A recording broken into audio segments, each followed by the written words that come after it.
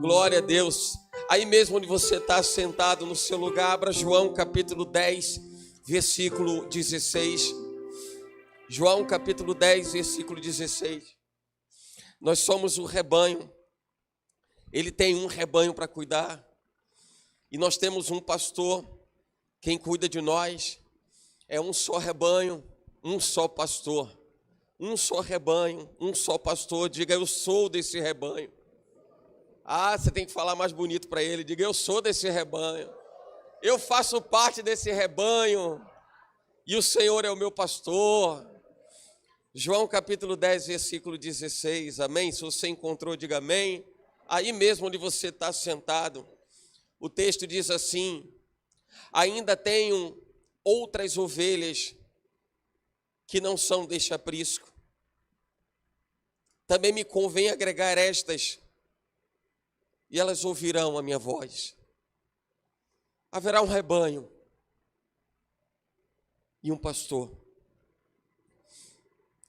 Obrigado, Senhor, pelo que nós podemos desfrutar nesse dia. Pelo que o Senhor Deus um dia esperou que fizéssemos parte desse rebanho. Outrora, Senhor, éramos de outro aprisco. De um lugar, Senhor, onde não tínhamos o Senhor como nosso pastor.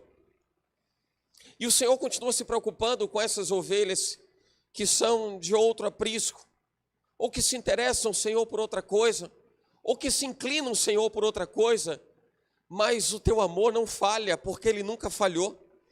O teu amor não desiste, porque o amor nunca desistiu. Obrigado, Pai, por nos conceder o entendimento de que nós fazemos parte de um rebanho. E esse rebanho, Senhor, único, constituído em Ti, Jesus, o carrega, Pai, para ser o condutor dessa manada pensante, dessas pessoas, Senhor, que integram, Senhor, estão integrando, Deus, um rebanho. Meu Senhor, fazem parte de um rebanho, integram esse rebanho, entregam as suas almas a Ti e entregam os seus corações a Ti, tendo o Senhor como o sumo pastor, como o pastor de suas vidas. E lembramos, Pai, nesse dia, não é pelo único dia do ano em que se pode falar do pastor, do sumo pastor, mas lembramos do pastor Jesus 365 dias do ano, ou 366 quando o ano é bissexto. Mas lembramos, Pai, de que todos os dias são dias para que o nome de Jesus seja lembrado, para que o pastor Jesus Cristo, o único pastor, seja lembrado pelo que representa e pelo que o Senhor nos atrai a vivermos, Pai, em Ti. Assim, Deus, em nome de Jesus, seja, Senhor, essa manhã, uma manhã de posicionamento e de convicções, Pai, restauradas em Ti. Não é sobre falar do homem, mas é sobre falar da transformação da vida através de um homem. E Jesus mudou a nossa forma de viver. Jesus mudou a nossa forma de pensar. Jesus mudou a nossa maneira de nos conduzir nessa terra, a nossa conduta, comportamento. Ela mudou pela mensagem da cruz. E queremos lembrar, Senhor, da cruz todos os dias. Precisamos lembrar da cruz diariamente.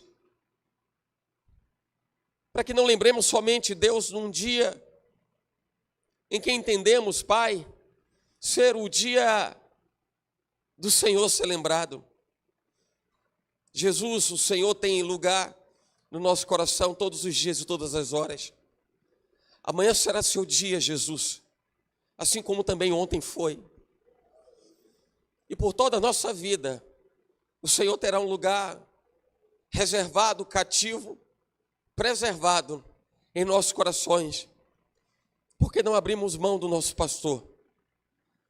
Não abrimos mão do privilégio de fazermos parte do seu rebanho. Muito obrigado, Pai. Em nome de Jesus nós te agradecemos. Amém. Vamos voltar ao texto. Deixa eu contextualizar. João 10, 16. Ainda tem outras ovelhas que não são desse aprisco. Também me convém agregar essas, e elas ouvirão a minha voz. Haverá um rebanho e haverá um pastor. O texto de João 10 é um texto reflexivo no que diz respeito, no que dá direção sobre quem governa a igreja e que igreja é essa que é governada segundo um líder, um senhor, um pai, um amigo, um instrutor, um condutor. E como nós estamos honrando e nós estamos acreditando, dando credibilidade ao governo desse pastor sobre as nossas vidas. Jesus está falando em seu ministério a respeito daquilo que ele veio fazer nessa terra. Jesus está falando da importância de um pastoreio segundo a direção de Deus, segundo a palavra de Deus. O que impressiona e talvez não chame tanto a atenção como deveria chamar das pessoas ao lerem esse texto é que ele fala, tem outras ovelhas que não são desse aprisco, mas eu me interesso por elas. Tem outras ovelhas de outros apriscos que também me interessam. Isso fala diretamente a respeito do que Jesus espera, do que Deus estabeleceu para ser a humanidade diante dele.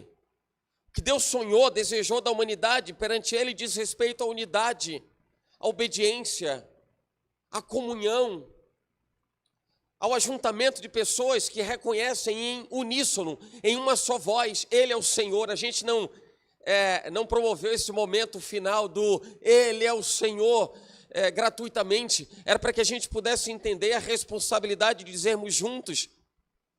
E por que ser tão enfático em relação a isso? É porque a gente vive um tempo, olha aqui para Deus, e está muito claro no texto, ele fala de dois apriscos, isso está muito claro, dois apriscos, um que é o aprisco das ovelhas do Senhor, e outro que é o aprisco das ovelhas que estão fora de Deus.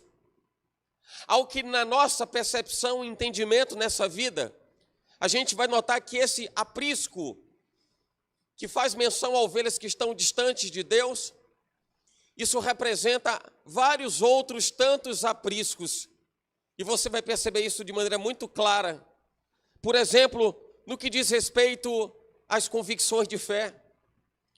Tem gente que não crê em Deus, tem gente que crê nos seus deuses próprios, tem gente que crê em deuses tradicionais, deuses de tradição. Você está entendendo onde eu quero chegar?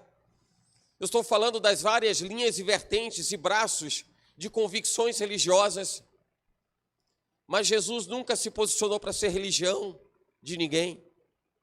Jesus se posicionou para poder ser um condutor do projeto de Deus, do plano de Deus para a humanidade. É como se a gente enxergasse nos grupos seletos e estabelecidos na terra, esses grupos se apropriando de algo que não lhes pertence. E tem o mesmo poder, tem o mesmo poder de impacto, você saber que esses grupos, ou essas denominações, ou essas religiões, elas tentam tomar aquilo que não lhes pertence. É como se alguém se levantasse aqui, diga, está repreendido em nome de Jesus antes de tudo, mas como se alguém se levantasse no nosso meio e dissesse, eu vou me intitular Deus, eu vou criar minha própria religião. Mas da mesma forma como você veementemente diz, está repreendido em nome de Jesus, porque isso é inconcebível, está na mesma prateleira, no mesmo nível, no mesmo grau, na mesma dimensão, qualquer outro tipo de direção religiosa ou de convicção de fé que não faça menção a Deus.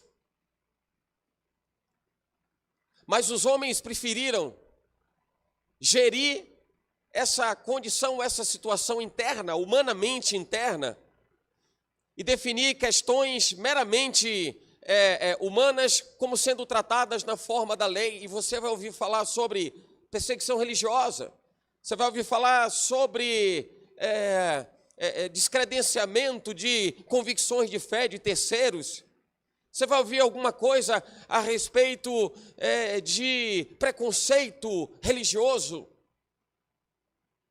A gente não pode colocar numa bandeja coisas que são distintas. Você não pode tratar os diferentes como iguais. Você não pode entender que andar na presença de Deus é apenas e meramente uma escolha. Você não pode dizer, eu fecho os olhos para tudo o que a história, o que a vida, o que a construção do universo me revelam, porque eu não posso brigar com os fatos, eu não posso contestar os fatos. Minimamente eu preciso parar para refletir a respeito do que representa tudo que a gente vive hoje, em nossa geração, em nosso recorte geracional, e em todas as coisas que conhecemos de todas as gerações até Adão no Éden. É insustentável qualquer tipo de fé professa que declare que Deus A, B, C ou religião X, Y e Z fazem menção ao mesmo Deus que a Bíblia traz e retrata. É inconcebível. Eu não posso tratar como Deus uma imagem de escultura. Eu não posso tratar como Deus, ainda que não tenha imagem de escultura, alguém que eu desenho, defino e determino como sendo expressão de divindade a ser seguida e se espelhar nela. Eu não posso, e não é uma questão de querer, os homens não entenderam, a humanidade não entendeu a respeito disso, e passou a ser uma guerra muito mais de vaidade, você está querendo para você está puxando a brasa para a sua sardinha. Não é. É um aspecto inconteste, não dá para contestar isso. Deus é Deus, está escrito, fora dele não há Salvador. Não tem, não é uma questão de escolha. As cores das suas roupas foram escolhidas por você. O tecido da roupa que você veste, você escolheu, você comprou, você definiu e decidiu para usar hoje. O seu penteado, você escolheu. A sua maquiagem, você escolheu. O seu celular, você escolheu. O lugar onde você trabalha, o lugar onde você mora, essas coisas fazem parte das escolhas. O que você vai almoçar hoje é escolha sua. Mas Deus não é uma questão de escolha, porque fora dele não há Deus, não há divindade. Quando Jesus fala em seu tempo, em seu ministério, a respeito das outras ovelhas que fazem parte de um outro aprisco, ele está dizendo, eu quero reafirmar, eu desejo reafirmar a minha vocação, o meu chamado. Por isso ele é o bom pastor. O bom pastor que dá a sua vida para a ovelha não é somente literal, porque ele foi para a cruz. O bom pastor que dá a sua vida pelas ovelhas é a escolha, o diz respeito à escolha que ele fez em buscar aqueles de quem tanta gente já desistiu. É ver esperança naquele em que a gente acredita que não tem mais chance. É acreditar que ainda é possível brotar de uma terra seca uma árvore frondosa e cheia de vida. Jesus está falando a respeito de um outro aprisco, e eu quero novamente ser seletivo. Aos olhos de Deus, ele fala de dois apriscos, aqueles que estão em Deus e aqueles que estão fora de Deus. E eu repito, reitero, que para o nosso tempo hoje fica claro, porque tem denominações que elegem os seus deuses, os seus cultos e seus ritos, pessoas que escolhem amar a Deus ou não, pessoas que escolhem que religião seguir, e mais, tem um aprisco supostamente dentro do aprisco, não está, mas supostamente dentro do aprisco. São aqueles apriscos das pessoas que se intitulam ou se julgam parte da Igreja de Jesus Cristo, mas estão fora. Por defenderem o seu ponto de vista, o que eu acho, o que eu penso, o que eu entendo. E o que eu estou falando aqui não é novidade nenhuma. Porque se você se lembrar, Miriam era irmã de Moisés. E foi ela quem se levantou contra a autoridade que Deus instituiu sobre Moisés, irmão. Está dentro de casa. Alguém que vivia isso diariamente. Não foi um terceiro. Você vai se lembrar que Acã se levantou contra a autoridade de Josué, que Corá se levantou contra a autoridade de Moisés. Eram pessoas que assumiam uma responsabilidade, inclusive de influência. Influência não é uma denominação, uma terminologia dos dias de hoje. Influência sempre existiu.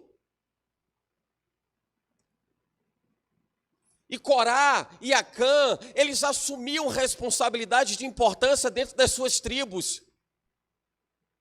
Deus levantando lideranças dentro do corpo, para que elas pudessem carregar a visão daquilo que Pedro trouxe na sua fala.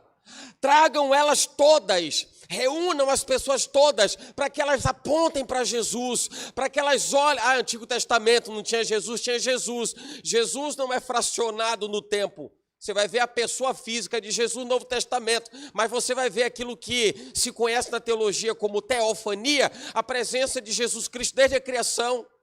No princípio, criaram os deuses, a manifestação clara da Trindade, o Pai, o Filho e o Espírito Santo, criaram os céus e a terra.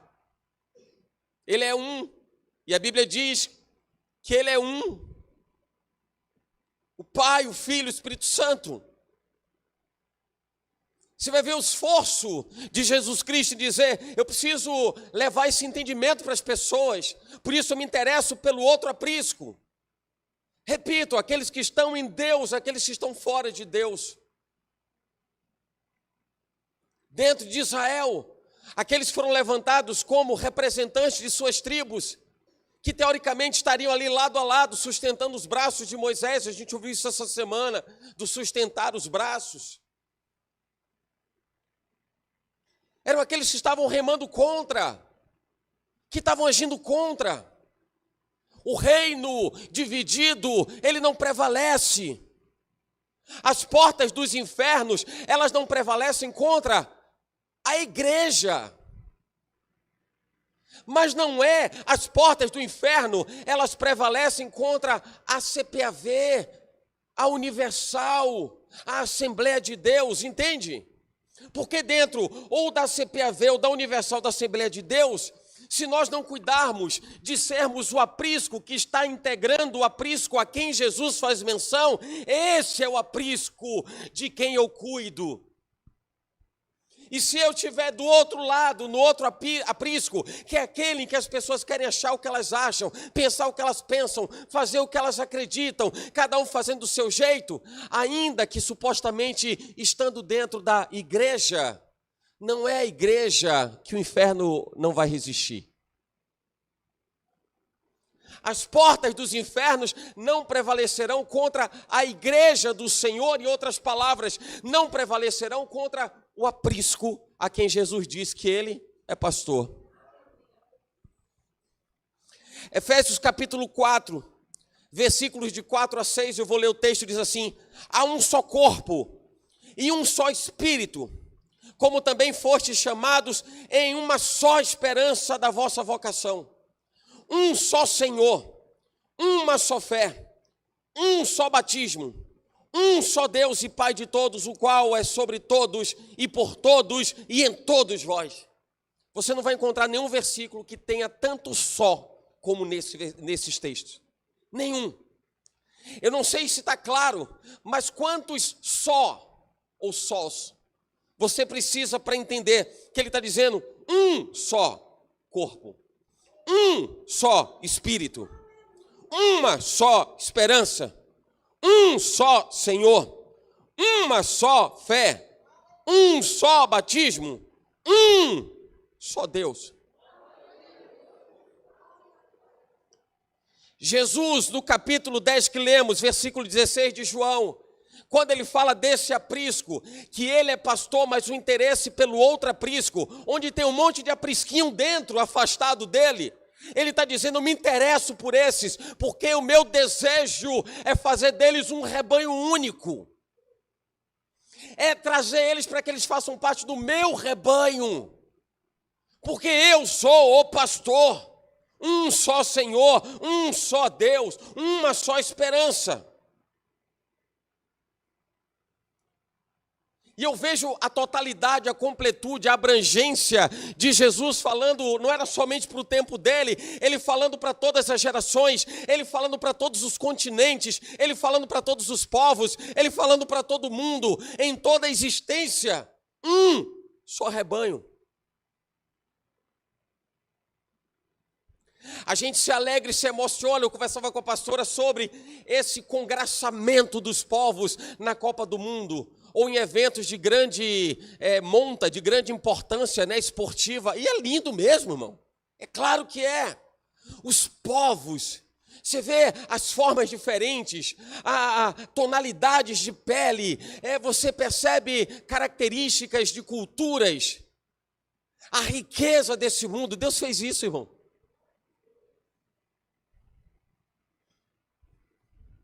Deus fez isso. Deus fez índio, fez branco, fez negro, fez tudo. Me incomoda uma militância quando fala a ancestralidade. Todo mundo tem ancestralidade, irmão. Você não nasceu de ontem para hoje. Sua vida não surgiu de ontem para hoje. Deus fez tudo. Se os homens tropeçaram, fizeram besteira, aí é um problema que o homem vai ter que resolver, vai ter que se curar, vai ter que se regenerar. E eu vou dizer, isso vai ser difícil enquanto o homem assumir que ele resolve o negócio. Esse é o grande problema. Se fala muito de racismo e a gente tem vivido um contra-racismo. Se você perceber, é como se as pessoas tivessem, já viu, tenta fazer assim, eu vou tentar fazer isso com o microfone. Aí eu vou tentar achar onde é que está o ponto médio, onde é que está o ponto de equilíbrio. Você percebe a minha dificuldade de fazer isso? Ora, o lado de cá vai cair, está mais pesado, aí eu tento ajustar, aí o lado de lá pesa mais. E a gente está vivendo dessa forma, tentando achar um ponto de equilíbrio que o homem não vai conseguir encontrar. Porque esse ponto de equilíbrio é Jesus, irmão. É Ele quem sara tudo e coloca tudo no lugar. Aí as pessoas começam a falar de mais de um, a falar de menos de outro, e o outro lado está se sentindo mais prejudicado, e o outro lado está mais afetado ou menos afetado, e vira esse cabo de guerra horroroso que a gente tem vivido. É porque a gente tem vivido muito do homem e pouco de Deus. Muito do homem e pouco de Deus. Ele chama a humanidade para ser um rebanho. O que a humanidade precisa saber, eu quero contagiar o seu coração, para que você despeje isso no coração de alguém. Para que você propague isso no coração de alguém. Ele quer um rebanho. Um rebanho para um pastor. Jesus é o pastor. Na realidade, toda a humanidade acaba sendo um rebanho, é porque é de outro aprisco. É o aprisco onde prevalece o pensamento político de A, de B ou de C. E as pessoas se tornam reféns das convicções e ideologias dos outros. Esquecem de Deus. Mas também não é novidade, porque uma certa oportunidade o apóstolo Paulo diz assim, quem é que são? Vocês estão achando o que aqui? Tem uns que dizem eu sou de Paulo, outros dizem eu sou de Apolo, eu sou de Cefas, eu sou de quem?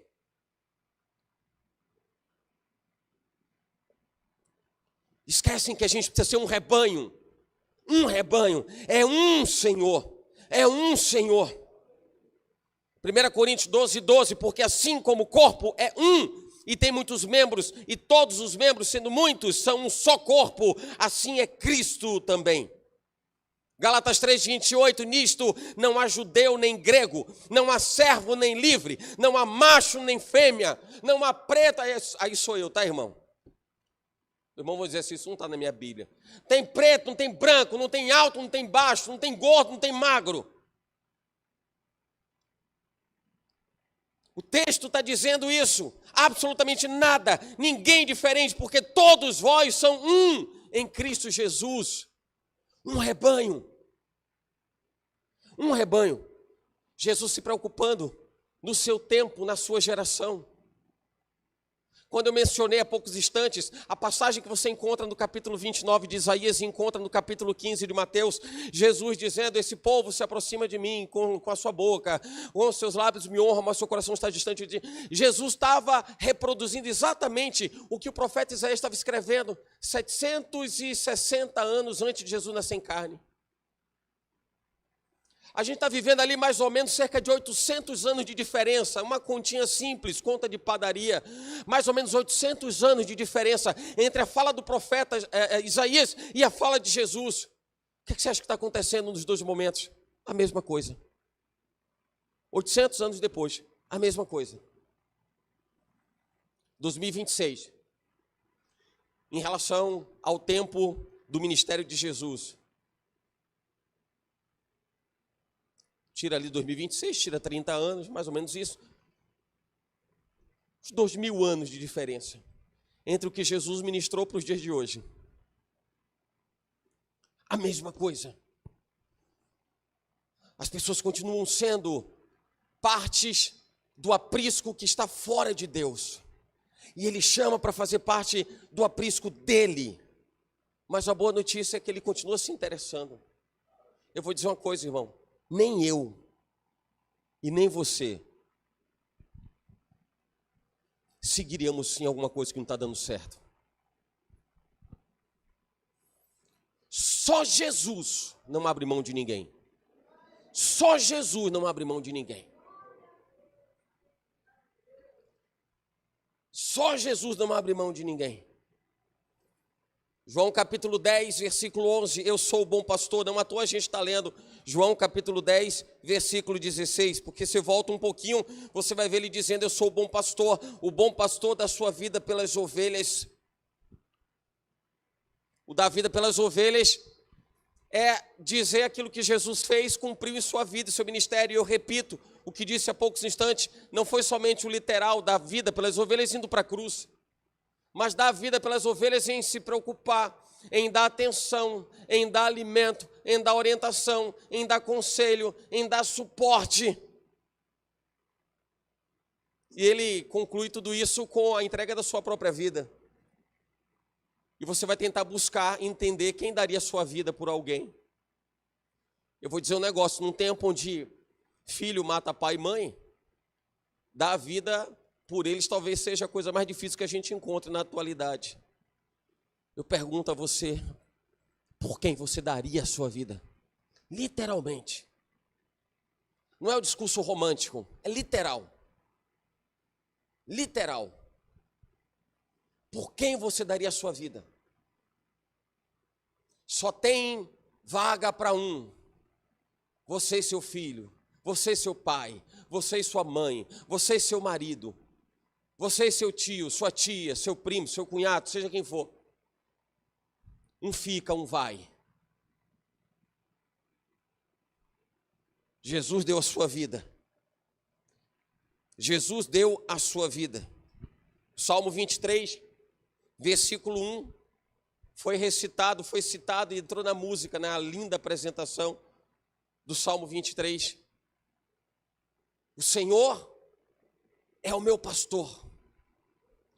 Adonai Roi Lo Ersar.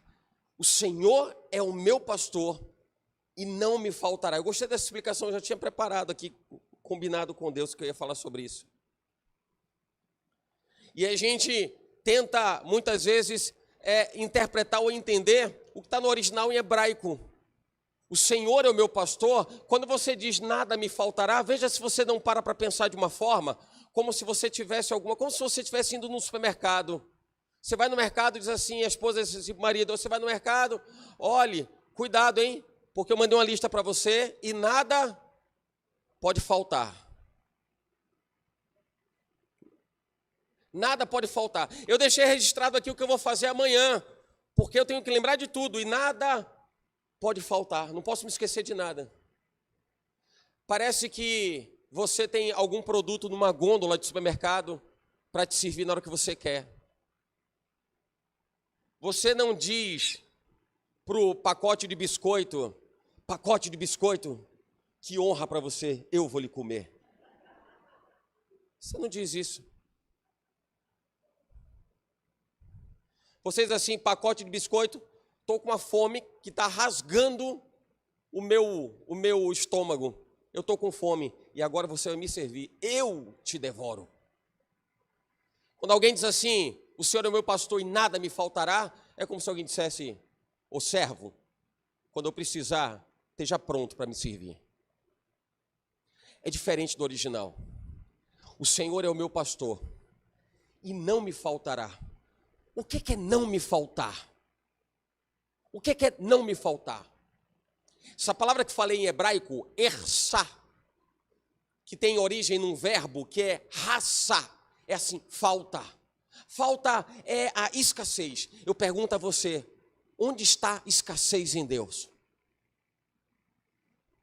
Onde existe escassez em Deus? Onde existe uma fraqueza em Deus? Uma fragilidade em Deus? Onde existe uma limitação em Deus? Em outras palavras, você está dizendo, o Senhor é o meu pastor, e assim como não falta nada nele, não falta para mim. Assim como não há escassez nele, não há em mim. Assim como ele é suprimento, suprimento há em mim. O Senhor é o meu pastor e não me faltará, porque tudo o que eu preciso na minha vida diz respeito ao que está nele. Não é o que pode ser me dado, é o que eu já tenho. Por isso Jesus está fazendo essa separação entre aqueles que estão no aprisco dele. Quem está nesse aprisco, de quem ele já cuida, ele está dizendo, eu sou o pastor. Eu sou Salmo 23 aqui, nisso eu sou Salmo 23. Porque não há falta onde eu estou. Mas eu me interesso por outros apriscos, de ovelhas que estão desnorteadas. Você há de convir comigo que se, do ponto de vista característico do animal, ovelha tem uma péssima visão, mas uma ótima capacidade de ouvir, você vai perceber que tanto a ovelha que está aqui, onde ele é o pastor, onde ele é Salmo 23 aqui, mas do lado de lá ele não é, você vai encontrar ovelhas com a mesma dificuldade visual, mas a mesma capacidade potencial de escuta. O problema não está na capacidade potencial de escuta, está naquilo que se escolhe ouvir. Aí ele diz assim, aqui eu sou Salmo 23, aqui não há falta, porque essas ovelhas ouviram minha voz, e elas entenderam que não tem falta desse lado. Mas eu me interesso pelas que estão do lado de lá, porque elas estão desnorteadas. Além de não enxergarem bem, elas não estão entendendo o que é que ouvir a coisa certa. Estão ouvindo muitas vozes. Muitas vozes. João 10, 27 diz, as minhas ovelhas ouvem a minha voz. Eu as conheço e elas me seguem. Eu conheço elas, elas me seguem. A questão do aprisco, ela é apenas consequência e posicional de algo que diz respeito a ouvir ao Senhor. O que me faz identificado e pertencente a um lugar onde se chama o aprisco de Deus. É porque alguém botou uma placa e disse aprisco de Deus, aprisco fora de Deus. Alguém fez isso? Você não vai ver nenhuma dessas escolhas, desses braços de religiosidade, ninguém colocando assim, igreja do te afasta da presença de Deus. Quer ser membro? Você não vai encontrar ninguém assim, igreja, não quero usar nenhum termo que possa escandalizar os irmãos, mas igreja do inferno generoso que te leva para as profundas. Você vai achar alguma coisa assim? O que é que faz diferença? É o que está sendo dito, o que está sendo falado, o que está sendo pregado. Você não precisa de uma placa para que você julgue visualmente se aquilo é de Deus ou não é de Deus. Você vai encontrar em um monte de lugar placas que vão dizer a igreja da restauração, a igreja, desculpa se eu estiver falando o nome até de alguma denominação, não estou sendo direto com nenhuma denominação, eu estou usando palavras que fazem parte do nosso meio, amém? Igreja do poder, da glória, da majestade, igreja da excelência, da graça de Deus, do poder, da misericórdia, seja do que for. Você não vai julgar visualmente, porque de repente você vê uma placa dessa e você diz, ali, tudo indica que é de Deus, chega lá dentro, a palavra é desvirtuada, e aí? É pelo que é o visual ou pelo que você escuta? Por isso que a fé vem não é pelo ver. Se for pelo ver, já era para o planeta estar convertido. A pessoa vai trabalhar, não quer nada com Deus. Olhou a placa, oh, aleluia, internacional do poder da glória. Uai! Não é por ver, é pelo ouvir. A fé vem pelo ouvir. No que a gente ouve, a gente começa a entender a doutrina, começa a entender o jeito, começa a entender a fala. E pelo que você começa a entender do jeito, da fala, da doutrina, você começa a pegar os trejeitos da pessoa. É assim que Jesus espera que a gente viva. A gente começa a se parecer com Ele. Você chega em casa e diz assim, meu Deus do céu, estou olhando aqui, tem 5 torradas e 2 ovos, vai, para mudar um pouquinho. 5 torradas e 2 ovos.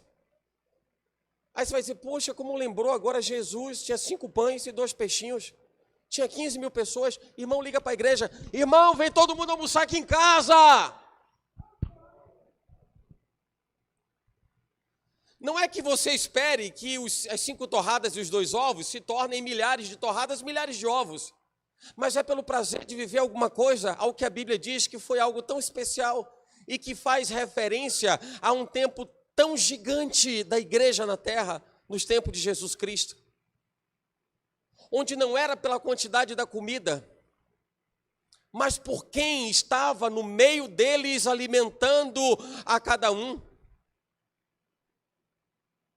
É por isso que Jesus está se importando e está dizendo, tem ovelhas de outra aprisco, eu me interesso por elas, eu quero que elas entendam, que elas percebam, que elas desfrutem do que é viver na minha presença. O chamado de Jesus para ser um pastor e ter um rebanho é para que a gente possa desfrutar dessa unidade, para que a gente possa reconhecer a unicidade de divindade que há nele. Para que a gente possa viver sob escuta ativa, não é escuta altiva. Existe uma diferença entre o que é ativo e altivo. A escuta ativa é a escuta operante, é aquela que funciona. Me interessa, tem culto na igreja, me interessa, tem alguma coisa que está acontecendo, mas vai ter culto daqui a 2 horas, me interessa, mas vai ter culto de noite, me interessa, vai ter culto na madrugada, me interessa. Isso é escuta ativa. Sabe o que é escuta altiva, que vem de altivez?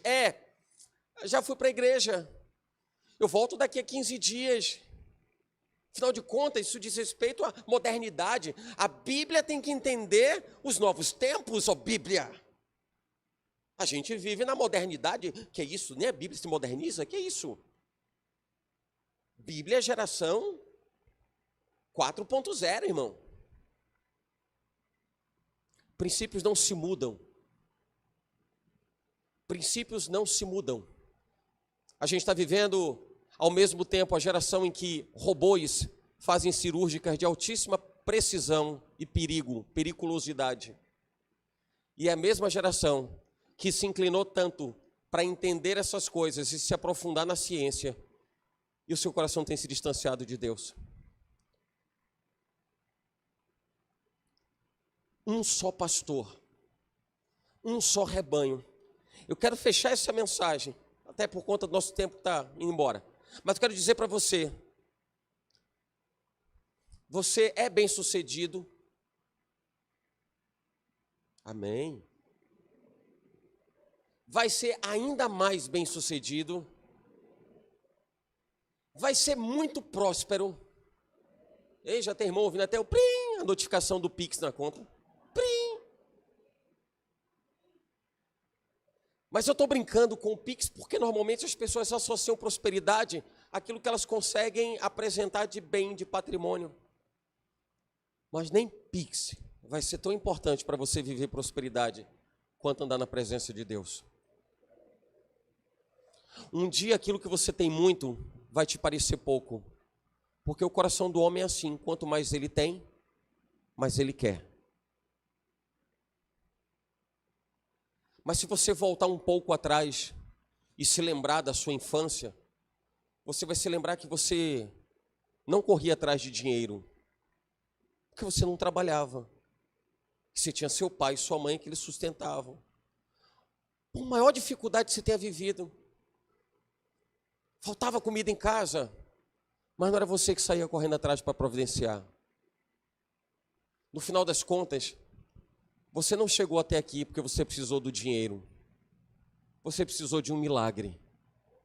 Você precisou de uma intervenção divina. E mesmo que você não tenha, talvez, escutado o testemunhado, no dia que parecia haver escassez na sua casa, e que você não era a pessoa que ia correr atrás da comida, Deus fez acontecer na vida do seu pai e da sua mãe, que levaram até mesmo pouco daquilo que você comeu, mas foi Deus que proveu. É para que você saiba que em todas as fases da sua vida, todas, Ele nunca te abandonou, porque Ele sempre te chamou para ser ovelha do seu rebanho, ovelha do rebanho dele. João 10,4, quando tira para fora as suas ovelhas, vai diante delas. As ovelhas o seguem, porque conhecem a sua voz. Por isso, Tiago, escrevendo no capítulo 1, versículo 22, ele diz: sede cumpridores da palavra, mas não somente ouvintes, enganando-vos com falsos discursos, mas sejam praticantes daquilo que você ouve. Porque se a fé vem pelo ouvir, você escuta, você entende, você aprende, você começa a desenhar uma identidade, ou viver esse desenho de identidade que te assemelha a Cristo, comece a reproduzir isso, ou em outras palavras, o reproduzir isso passa a ser natural e espontâneo. Porque eu começo a falar aquilo que eu ouço, eu começo a fazer aquilo que eu ouço, eu começo a me comportar de forma compatível com aquilo que eu ouço, ou seja, a minha vida é a vida que espelha aquilo que eu ouço. E se você tem que escutar alguma coisa, escute a Jesus. Não é somente por estar dentro de uma edificação com a placa que fala igreja. É sobre ser igreja. É sobre ser igreja. Ser igreja não é somente ter horários de culto. Horários de culto te ensinam a ser igreja, mas ser igreja não te impõe horários de culto. Entende isso?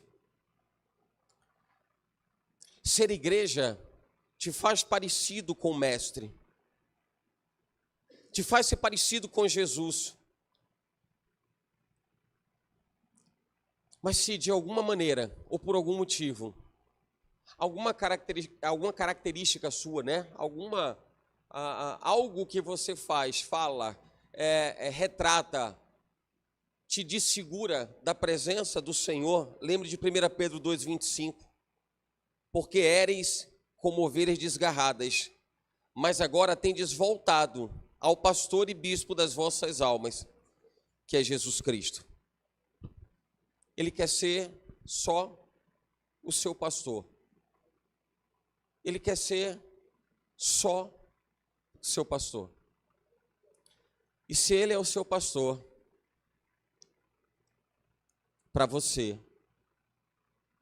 não vai faltar.